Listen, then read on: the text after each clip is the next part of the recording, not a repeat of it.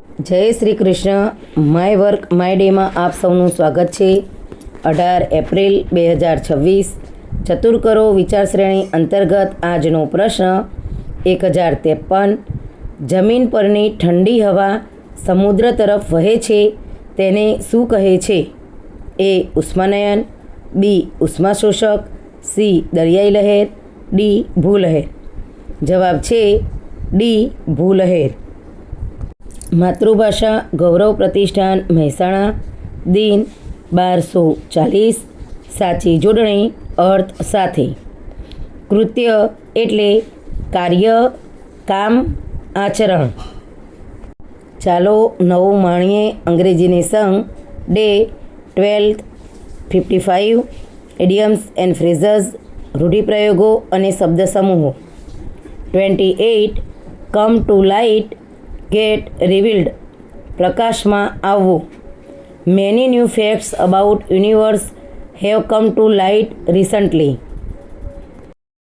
આજનો સુવિચાર 11 યજ્ઞના 4 તબક્કા છે।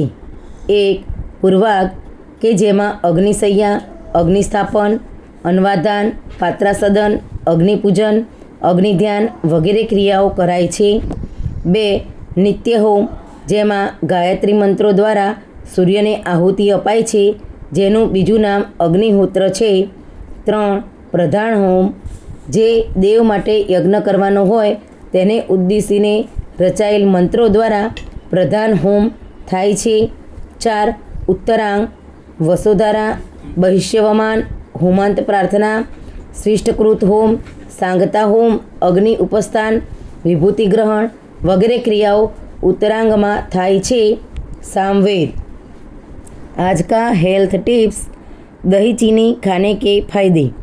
1 शरीर को तुरंत ऊर्जा प्रदान करता है। 2 पाचन तंत्र को मजबूत बनाता है। 3 शरीर को ठंडक प्रदान करता है।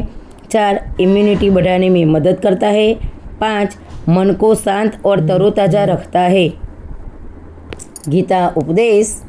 जो मन को नियंत्रित नहीं करते उनके लिए मन शत्रु के समान कार्य करता है। आपनो दिवस शुभ रहे। आभार। जय हिंद।